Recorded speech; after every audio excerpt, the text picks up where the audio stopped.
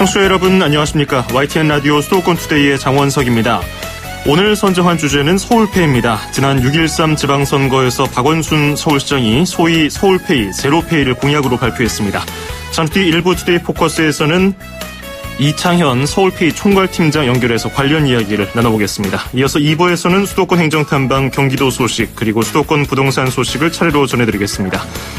일본을 강타한 태풍 종다리의 영향으로 동해안 지역은 폭염이 주춤하지만 태백산맥을 타고 내려가면서 건조하게 바뀐 바람이 서쪽에는 뜨거운 날씨를 만들었습니다. 오늘 제주는 10에서 40mm, 강원, 영동은 5에서 10mm, 전남, 경상도도 역시 5에서 10mm의 비가 내리다가 오후에 그치겠습니다. 이 지역에서 휴가 즐기시는 분들은 참고하시고요. 오늘 한낮 기온은 서울, 대전이 37도, 광주가 36도, 강릉 30도, 포항은 29도를 기록하겠습니다. 2018년 7월 30일 YTN 라디오 수도권 투데이 지금 시작합니다.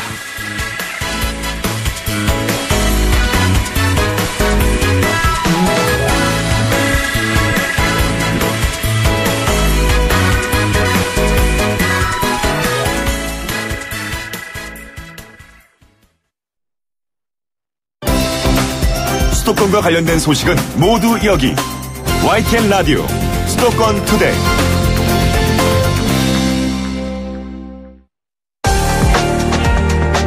투데이 포커스. 오늘 얘기해볼 서울페이, 지난 6.13 지방선거에서 박원순 서울시장의 공약이었는데요. 당정협의에서 전국적인 사업으로 추진하기로 결정됐습니다. 서울시는 올해 말, 경남도는 내년 초 등 각 지자체에서도 도입될 예정인데요. 가칭 서울페이 혹은 제로페이라고도 불립니다. 사업 초기라서 아직 정확한 명칭은 없는데요. 오늘 인터뷰에서는 편의상 서울페이라고 부르도록 하겠습니다. 소상공인들은 대부분 반기는 분위기인데 한편 취지는 좋지만 성공 여부는 장담하기 어렵다는 의견도 있습니다. 오늘 이창현 서울시 서울페이 총괄팀장과 함께 이야기 나눠보겠습니다. 이 팀장님 안녕하세요.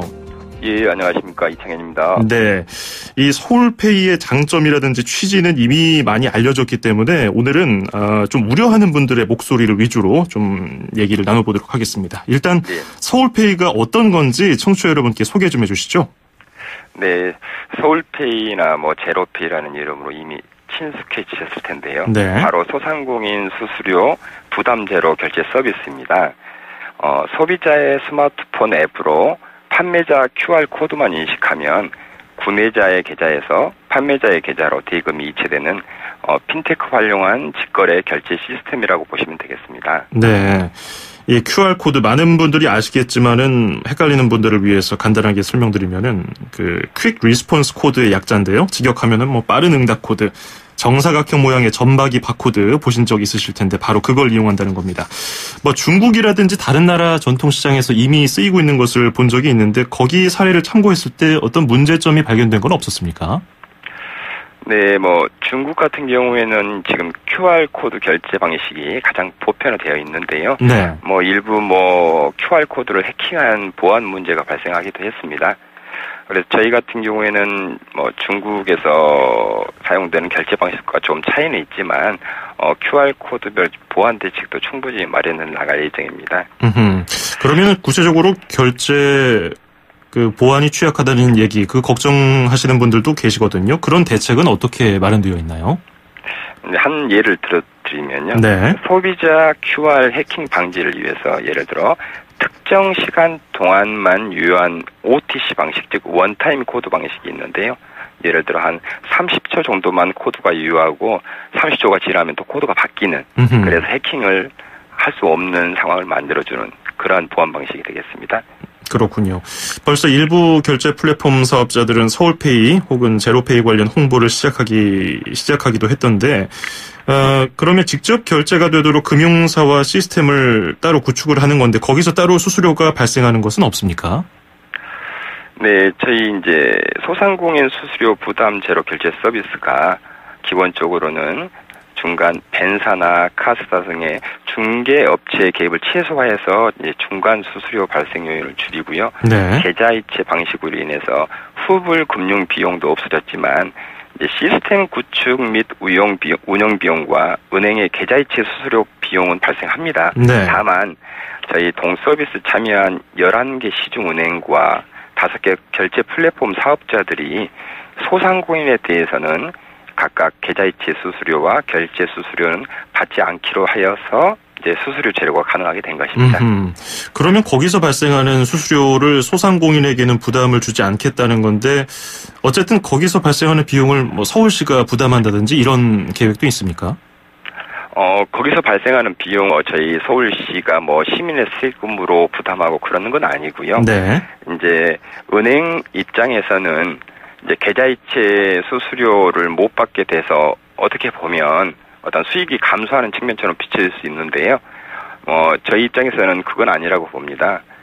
이 현재 간편 결제 오프라인 시장은 이제 막 시장 초기 단계거든요. 예. 그러다 보니까 이 서비스가 확대가 되면 신규 계좌이체 수수료 수요가 창출되기 때문에 이 많은 수요 중에 일부가 면제되는 것이기 때문에 은행도 장기적 관점에서는 이익이 될 것이라고 봅니다. 그러면 지금 은행이라든지 지금 여기에 협약을 맺지 않은 은행들 그리고 카드사들은 뭐 수수료 수입이 줄어들어서 회사 운영이 힘들 것이다 이렇게 불만을 가지고 있는 것에는 좀 어폐가 있다는 그런 말씀이신지요? 예, 그렇습니다. 어쨌든 그 부분은 해결하고 넘어가야 될 것 같은데 서울시라든지 뭐 정부와 협의를 했을 때 그런 내용도 포함됐습니까?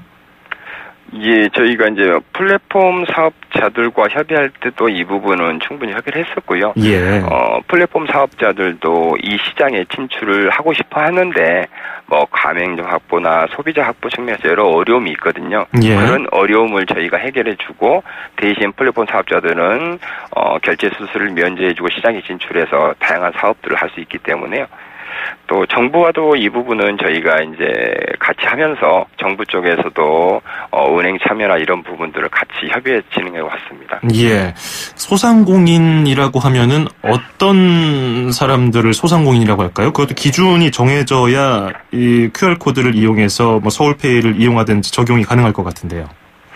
예, 소상공인의 정의는 이제 법적 개념입니다. 소상공인의 보호 및 지원에 관한 법률에서 소상공인을 정의하고 있고요. 예. 통상 상시 근로자 수가 5인 미만의 경우가 소상공인이고요. 일부 뭐 제조업이나 광업 같은 경우에는 10인 미만의 상시 근로자가 있으면 소상공인이라고 합니다. 그렇군요. 자, 이제 서비스가 확산되고 효과가 나타나기 위해서는 가맹점을 많이 확보하고 또 소비자 참여도 유도해야 될 것 같은데 가맹점 확보와 관련해서 서울시는 어떤 계획이 있으신지요? 아까도 말씀드렸다시피 이제 그 간편 결제 플랫폼 사업자들의 경우에는 이 가맹점 확보가 어렵기 때문에 시장 진출이 어려운 것도 있었는데요. 예. 저희는 이번 협약에도 참여를 했지만 이제 6개 소상공인 단체들이 함께 참여를 해주고 있어요.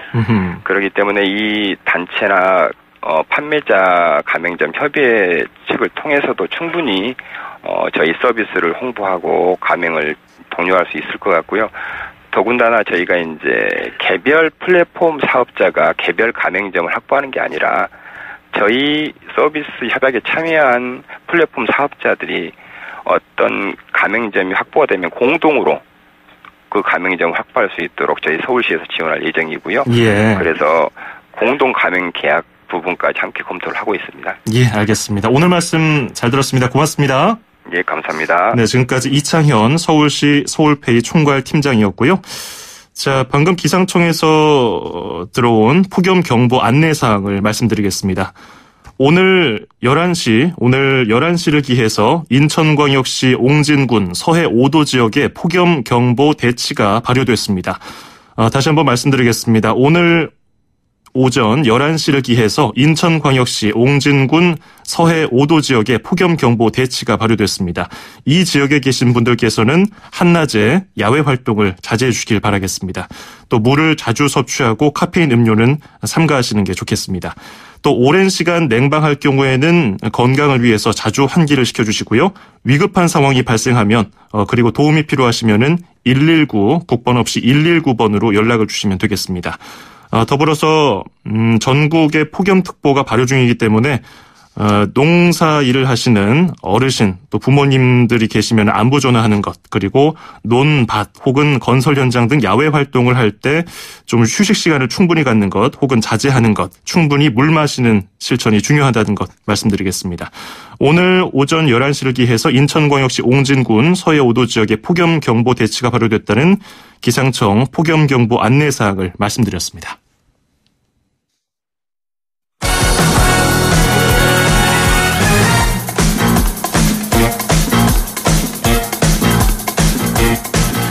수도권 뉴스 브리핑입니다.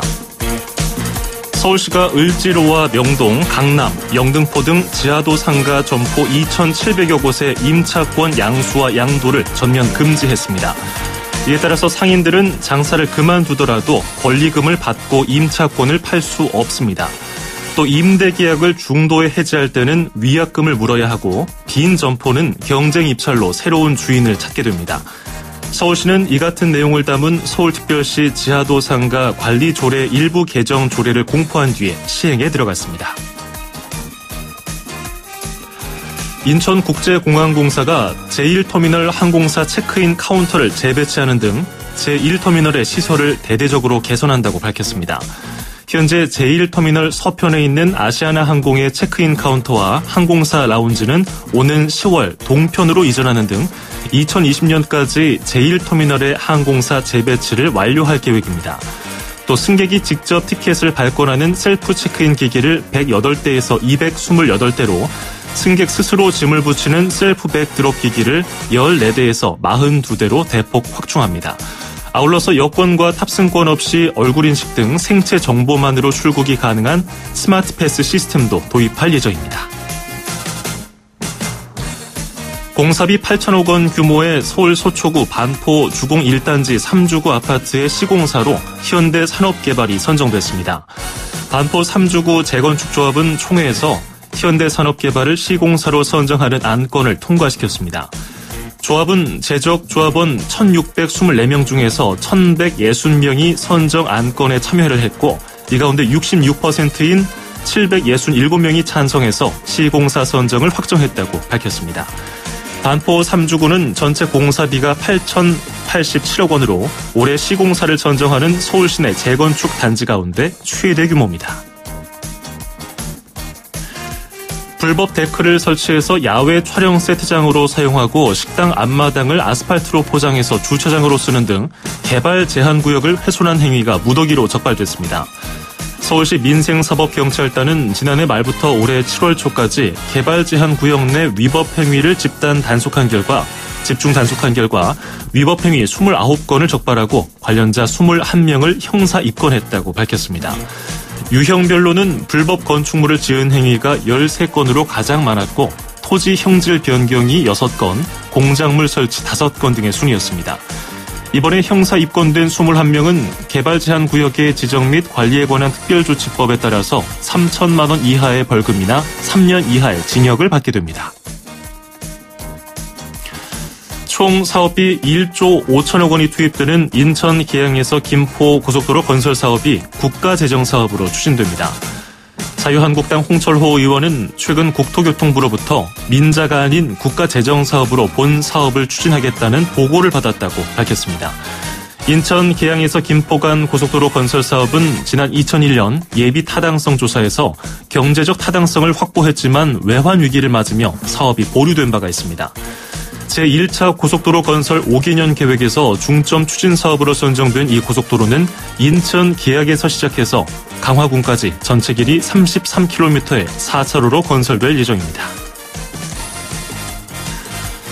경기도 분당에서 폭염으로 수도 배관이 파열되면서 교량에 균열이 발생해 교통이 통제되고 있습니다. 어젯밤 10시쯤 경기도 성남시 분당구에 있는 길이 25m, 폭 20m인 야탑 10교에 설치된 수도 배관이 터지면서 물이 치솟았습니다. 이 사고로 교각이 왼쪽으로 15도 정도 기울었고 도로 일부에도 균열이 생겼습니다. 경찰은 사고가 발생하자 야탑교 사거리부터 탑볼 사거리까지 440m 구간 차량 통행을 전면 통제해서 지금까지도 통제가 계속되고 있습니다. 경찰은 다리의 노후화에다가 연일 이어진 폭염으로 도로가 침하하면서 배관을 눌러서 사고가 난 것으로 보고 오늘 오전 정밀 안전진단을 진행할 예정입니다. 경기도는 오는 9월부터 경기도와 산하기관이 발주하는 계약금액 10억 원 이상 건설공사의 공사 내역서를 공개하기로 했습니다. 공사 내역서에는 자재비는 물론 인건비 등 건설공사의 자세한 원가와 설계 명세서, 원도급과 하도급 가격 비교 등이 포함되어 있습니다. 경기도는 건설공사 원가 등이 포함된 공사 내역서 공개로 사업의 투명성이 높아지고 공사비 부풀리기 차단을 통해서 예산을 절감할 수 있을 것이라고 밝혔습니다. 지금까지 수도권 뉴스 브리핑이었습니다.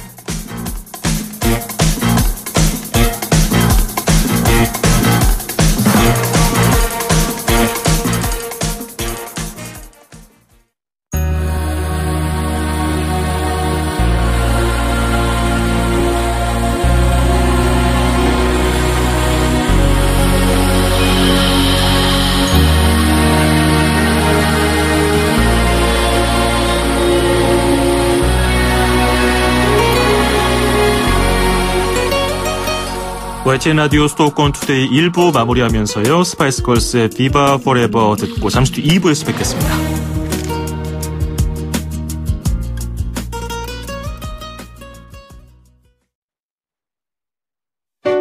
2,500만 수도권 청취자를 위한 모든 소식이 한자리에 YTN 뉴스 FM 수도권 투데이.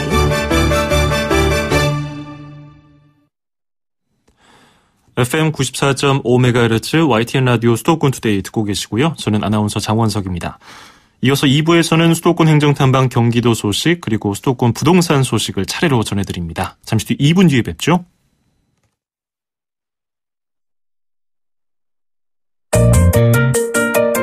음악과 수도권 뉴스가 한방에 수도권 전문 방송 수도권 투데이.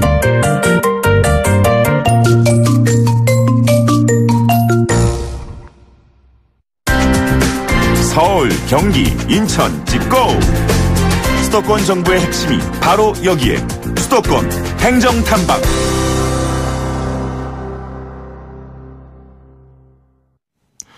수도권 행정탐방 오늘은 경기도로 떠나보겠습니다. 본격적인 여름 휴가철이 왔죠. 7말 8초, 7월 말에서 8월 초가 가장 여름 휴가 많이 가는 시즌인데 경기도는 안전하고 편안한 여름 휴가길을 위해서 특별 교통 대책을 마련했다고 합니다. 남윤수 경기도 교통정책팀장과 함께 이야기 나눠보겠습니다. 남 팀장님 안녕하세요.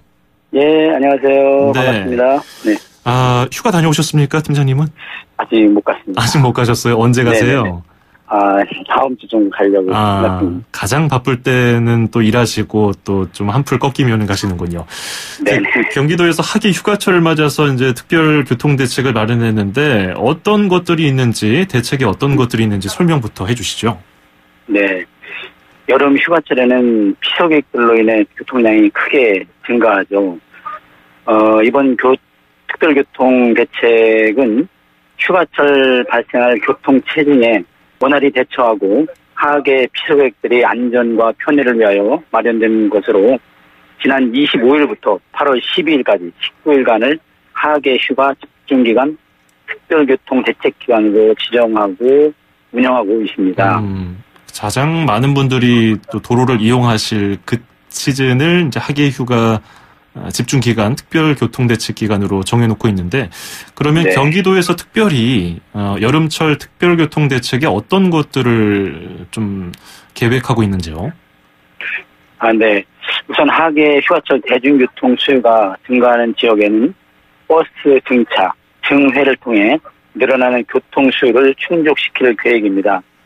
또한 택시에 대해서는 택시 부재를 일부 또는 전면 해제하는 방안도 계획하고 있습니다. 또한 국도를 중심으로 상습, 지, 정체 구간에 대해서는 우회 도로를 지정하고 안내하여 교통량이 분산될 수 있도록 할 계획입니다. 이 이외에도 라디오 교통방송, 인터넷, 모바일 앱, SNS를 통하여 도로 지정체 현황, 빠른 길 안내, 교통사고 상황 등을 실시간 교통정보를 도민들께 제공할 예정입니다. 그렇군요. 많은 분들이 휴가 갈 때 자차를 이용하시는데 그래도 차가 많이 막힐 때는 대중교통을 이용하는 게 오히려 더 빠를 수도 있다고 하더라고요. 그래서 경기도에서는 버스 운행도 많이 늘린다고 하는데 어떤 식으로 늘립니까? 네, 그렇습니다. 휴가를 떠나시는 도민들의 편리한 이동을 위해서 버스 등 대중교통 운행을 최대한 확대할 계획입니다.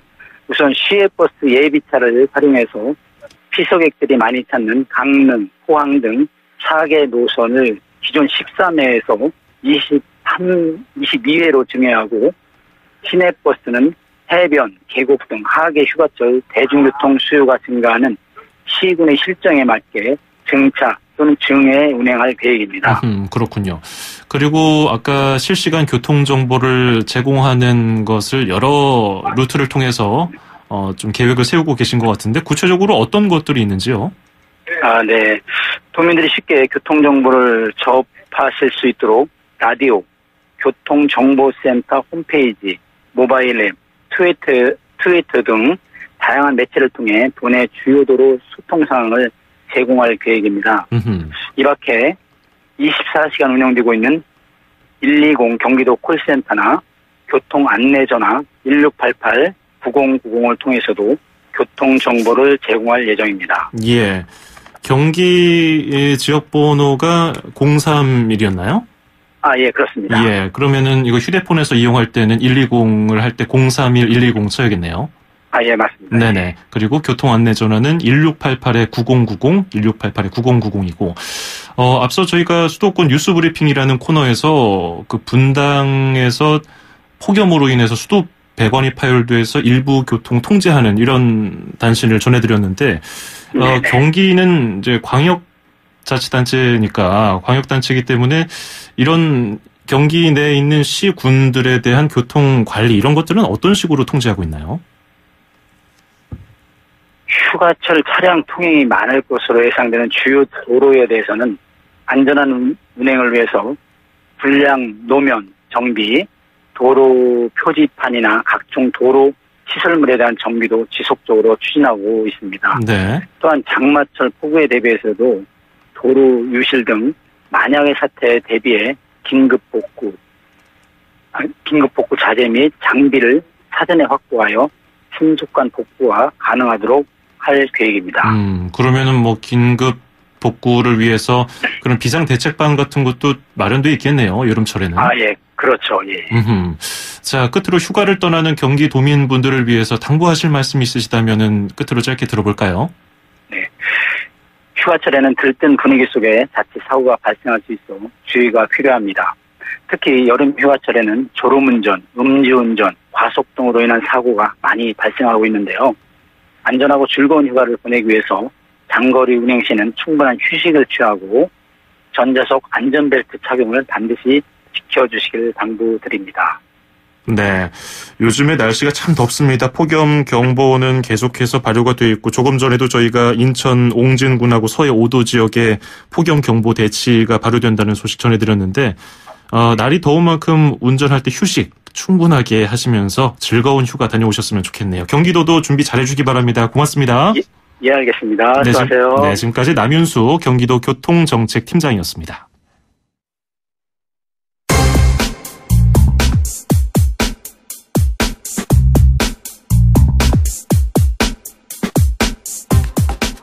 네, 매주 월요일마다 만나보는 시간이죠. 수도권 부동산 소식 함영진 직방 빅데이터 랩장과 함께하겠습니다. 안녕하세요. 예, 안녕하세요. 네. 자, 오늘은 내일 출시되는 거네요. 청년 우대형 청약 통장에 대해서 살펴보도록 하겠는데, 아파트 청약 기능과 최대 3.3% 금리 제공, 이런 혜택이 많다고 들었는데, 구체적으로 어떤 내용이 담겨 있습니까? 네, 저소득 무주택 청년의 주택 구입과 또 저축 같은 재원 기능을 강화한 것이 청년 우대형 청약 통장인데요. 네. 정부의 신혼부부 청년 주거 지원 방안의 후속 조치 중에 하나로 이번에 실시하게 됐습니다. 가입할 수 있는 분들은 만 19세 이상, 29세 이하로 연 3천만 원 이하의 소득이 있는 무주택 세대 지원 가능하고요. 가입 기간은 올해 7월 31일부터 2021년 12월 31일까지 한시적으로만 운영이 가능합니다. 네. 가장 눈에 띄는 혜택이 역시 이제 우대금리 그리고 이자 소득세, 비과세, 소득공제 혜택인데요. 가입 기간 2년이면 총 납입원금 5천만 원 한도로 최대 10년까지 최대 연 3.3% 이자를 받을 수 있고요. 네. 그리고 이자소득세의 500만 원까지는 비과세를 적용받습니다. 그리고 연간 납입 한도의 240만 원 범위 내에서 40% 소득공제 혜택도 받으실 수 있겠습니다. 그렇군요. 자, 잠시 전화 끊었다가 다시 연결하도록 하죠. 전화 상태가 좀 고르지 못한 것 같아요. 청취자 여러분의 양해 부탁드리겠습니다. 자, 내일 청년 우대형 청약 통장이 이제 출시가 됩니다. 그래서 젊은이들에게 아파트 청약할 수 있는 그런 혜택을 좀 더 주고 금리도 다른 세대들보다는 좀 혜택을 주는데요. 어떤 내용이 있는지 들어봤습니다. 다시 연결해보죠. 센터장님, 랩장님. 네, 안녕하세요. 네. 자, 계속해서 이야기 나눠보죠. 근데 가입 연령이 만 19세에서 29세라고 설명을 해주셨는데, 그러면 혹시나 군에 다녀온 청년들은 그만큼 그 시간을 빼앗기니까 혹시 불이익이 있진 않을까 이런 걱정도 있을 것 같은데 그 부분은 어떤가요? 예, 그렇지는 않습니다. 일단 병역 증명서로 증명이 되는 경우는 현재 연령에서 병역 이행 기간 최대 6년을 빼고 계산한 연령이 만 29세 이하인 분들도 청년 우대형 청약통장 가입이 가능하기 때문에 네. 일단은 군입대로 인한 가입 연령 문제는 불이익이 없도록 정부가 지도하였습니다. 그렇군요. 청년들 입장에서는 지금 뭐 내 집 마련하기가 하늘의 별 따기라고 하는데 또 내 집을 살 수 있는 그런 기회도 얻을 수 있을 것 같고 또 금리도 괜찮고 소득 공제 혜택까지 조건이 괜찮은 것 같지만 이미 주택청약 종합저축에 가입한 분들 꾸준히 일정 금액씩 납부를 하고 있는 분들은 어떻게 하는지 이게 같이 겹치기 때문에 이런 분들은 가입할 수 있는지 궁금해하시는 분들이 계세요. 예, 결론적으로 말씀드리면 가입하실 수 있습니다. 네. 이미 주택청약 종합저축에 가입한 분들도 청년 우대형 청약통장 가입 요건이 충족하면 청년 우대형 청약통장으로 전환 가입이 가능합니다. 어허. 이 경우 기존 주택청약 종합저축의 납입기간 그리고 납입금액은 인정이 됩니다. 근데 이제 문제는 전환가입으로 인한 전환원금은 우대금리 적용에서 제외되고 아하. 그 이후 불입분부터 우대금리를 받으실 수 있고요. 그래도 뭐 혜택이 많기 때문에 전환가입이 훨씬 유리하다고 볼 수 있는데요. 실제 청년 우대형 청약통장 가입 후에 10년간 월 50만 원씩 납입할 경우 예금이자 991만 원, 이자소득세, 비과세 104만 원, 그리고 소득공제 144만 원 같은 총 한 1239만 원의 경제적 이득을 받을 수 있기 때문에 네. 이런 경우는 반드시 살펴보시는 것이 좋을 것 같습니다. 그러면 그 청년 우대형 청약통장하고 그 소득공제 혜택은 기존의 주택청약 종합저축하고 같을까요? 그렇습니다. 청년 우대형 청약통장은 주택청약 종합저축의 일종으로 이제 재원기능 강화를 위해서 우대금리와 또 이자소득 비과세 혜택을 제공한 것이기 때문에 네. 주택청약 종합저축의 소득공제 조건과 동일합니다. 연소득 7천만 원 이하 무주택 세대주로서 무주택 확인서를 제출하는 경우는 연간 납입액이 240만 원 한도로 40%까지 소득공제가 가능합니다. 그렇군요. 이런 가입 요건이 좀 복잡하진 않을까 우려하는 분들도 계시는데 충족 여부는 어떤 서류로 확인이 가능할까요? 네, 그 서류는 일단 가입 시에 주민등록 등본하고 무주택 확약서 등으로 확인이 가능하고요. 예. 그리고 해지하실 때는 지방세 세목별 과세 증명서라든지 주택 소유 시스템으로 가입 기간에 대한 무주택 여부를 확인받으시면 됩니다. 그리고 또 소득 원천 징수 영수증으로 직전 연도 소득을 확인받으실 수도 있겠고요. 그리고 ISA 가입용 소득 확인 증명서를 가름하실 수도 있는데요. 어쨌든 나이라든지 소득, 무주택 여부 일정 조건을 충족했을 때 가입이 가능하기 때문에 이에 대한 확인은 필요하다고 보여집니다. 그렇군요. 그런데 이자소득 비과세의 경우는 조세 특례 제한법이 개정되는 연말 이후 그때 가입자부터 적용받게 된다는 얘기도 있거든요. 그러면 7월 31일부터 가입한 사람은 혜택 못 받는 거 아닐까요? 그건 아닙니다. 그 이자소득 해지 시에 지급하고 또 이자소득 비과세는 2년 이상 가입자에게 적용되기 때문에 예. 이자 소득을 지급하는 시점에는 조세특례제한법 개정이 완료되는 것은 똑같습니다. 그래서 관련해서 예를 들어 소득공제라든지 그리고 이자 소득 비과세도 가능하다고 보여지고요. 그리고 연말 개정 전에 가입하신 분들도 이자 소득 비과세 혜택을 받으실 수 있기 때문에 7월 30일 통장이 개시될 때 가입하시는 것이 좋을 것으로 보여집니다. 네. 그러면 조세특례제한법 개정되기 전에 청년 우대형 청약 통장을 가입하면은 이자 소득 비과세를 위한 별도 절차가 필요한가요? 이자 소득 비과세는 조세특례제한법 개정 시행되는 내년부터 적용될 예정이기 때문에 예. 법 개정 전에 청년 우대형 청약통장 가입자는 법 개정 후 조세특례제한법상에서 정하는 별도의 서류를 준비하시면 됩니다. 이자 소득 비과세형 무주택 확인서를 은행에 제출하시면 이자 소득 비과세 혜택을 받으실 수도 있겠고요. 다만 이제 이자 소득 비과세는 조세특례제한법을 따르게 되기 때문에 청년 우대형 청약통장에 가입하신 그 분들 중에 사업이라든지 기타 소득자 그리고 세대원이 주택을 소유한 경우 그리고 직전 연도 실무소득이 없는 경우는 이자소득세 비과세 혜택에서는 제외될 수 있다는 점은 주의하실 필요가 있겠습니다. 네, 오늘 설명 잘 들었습니다. 고맙습니다. 예, 감사합니다. 네, 지금까지 함영진 직방 빅데이터 랩장이었습니다.